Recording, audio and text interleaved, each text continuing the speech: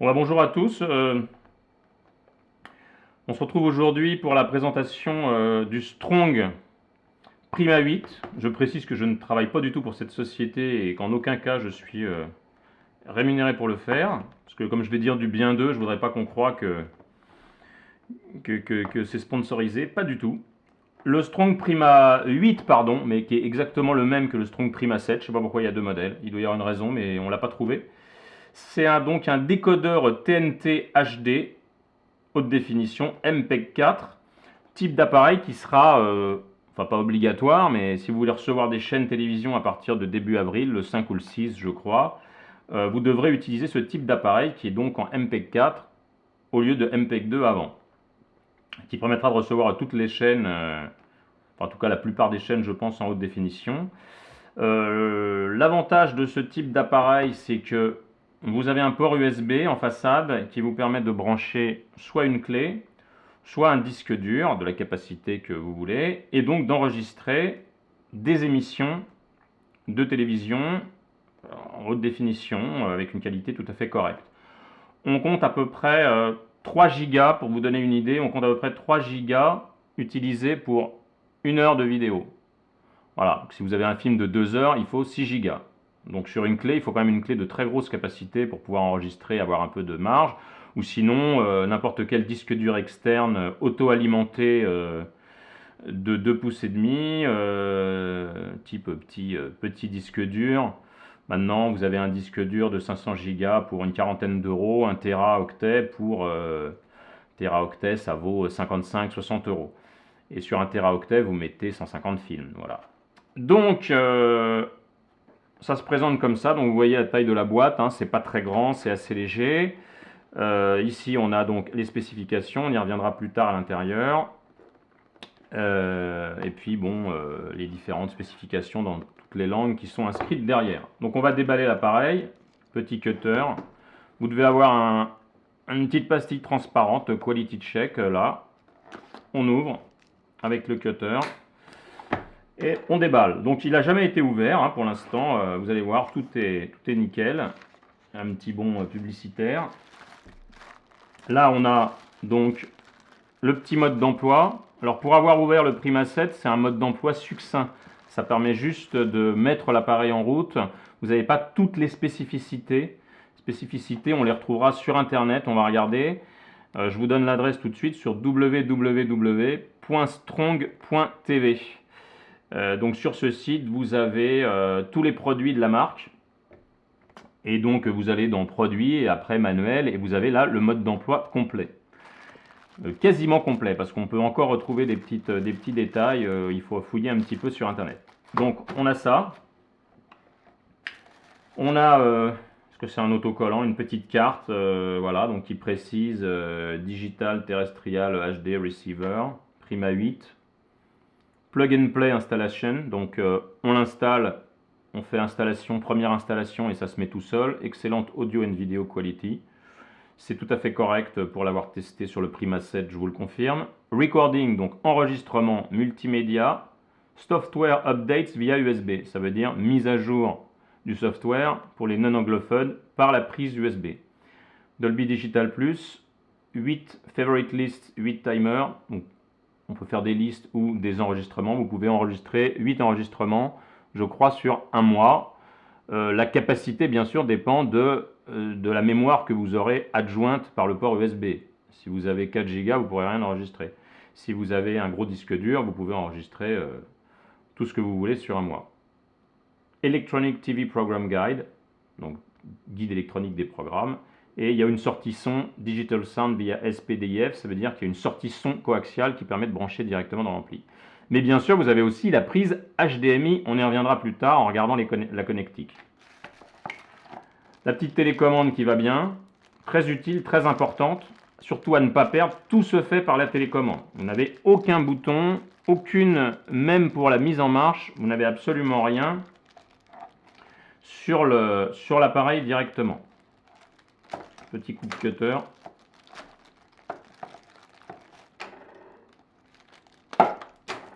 Voilà.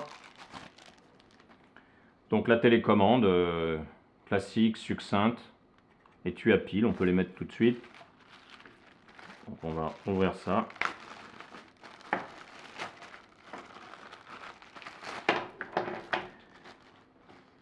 Voilà.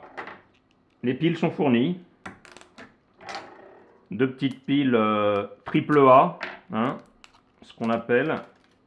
En France, c'est LR, je sais plus. LR6 peut-être. Enfin, c'est les triple A. C'est les petites piles bâtons. Voilà. Hein, le sens, c'est classique, c'est marqué dessus.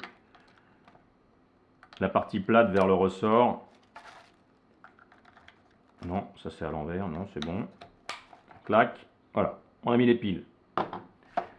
Donc le petit mode d'emploi succinct en plusieurs langues qui vous permet d'utiliser les fonctions de base de l'appareil. Et puis là, donc, l'appareil proprement dit, dans sa boîte. La boîte, on n'en a plus besoin. Donc, on fait quand même attention à ne pas le faire tomber. Voilà comment se présente l'appareil. Donc,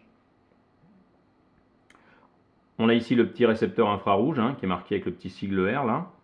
Dolby HDTV, le port USB, élément essentiel de l'appareil. Derrière, donc, il y a marqué Strong Prima 8, Digital voilà, HD Receiver.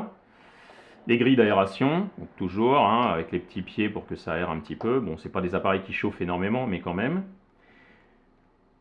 Le bloc secteur, et derrière, voilà, très important. Bon, dessus, il n'y a rien, hein, il y a juste la grille d'aération. Alors, toujours pareil, c'est pas à mettre, faut pas mettre une planche dessus. Hein. Tout ce qui est grille d'aération doit être à l'air libre pour que ça puisse se ventiler à l'intérieur.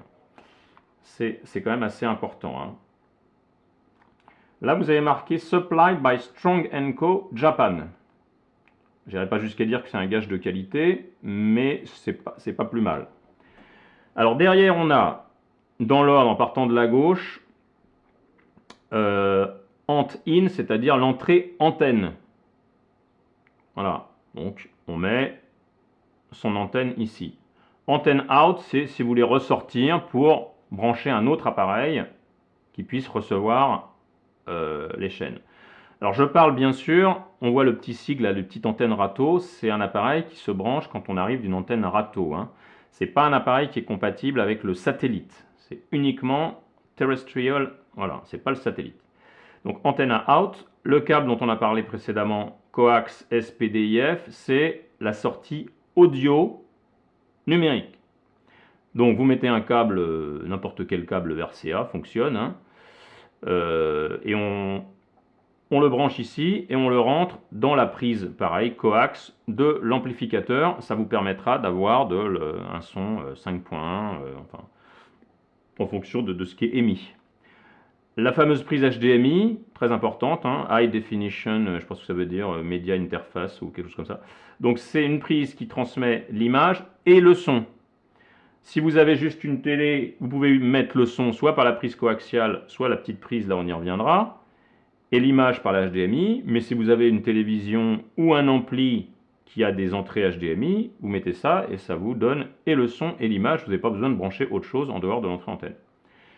Pour les vieilles télés, vous avez aussi une prise Péritel. Ça, c'est pas mal. Tout le monde n'a pas des télés dernière génération. Et aussi très très important, qu'il n'y a pas souvent sur ce type de récepteur, vous avez une audio LR là qui est analogique. Ce qui veut dire que vous pouvez brancher par un jack 3.5 un petit jack stéréo qui sort avec deux câbles RCA rouge-blanc là, classique qu'on met dans les anciens amplis et qui vous permet quand même de brancher votre appareil si vous avez une vieille télé ou un vieil ampli. Ça, je trouve ça très bien parce que de plus en plus, les appareils comme les lecteurs DVD, les lecteurs Blu-ray, c'est fini, vous n'avez plus que du numérique. Donc si vous avez un ancien appareil, on n'est pas obligé non plus de racheter des trucs tous les 3 ans. Si vous avez un ancien appareil ou une ancienne télé, bah, vous ne pouvez pas les brancher. Là, vous pouvez. Gros plus pour ce produit.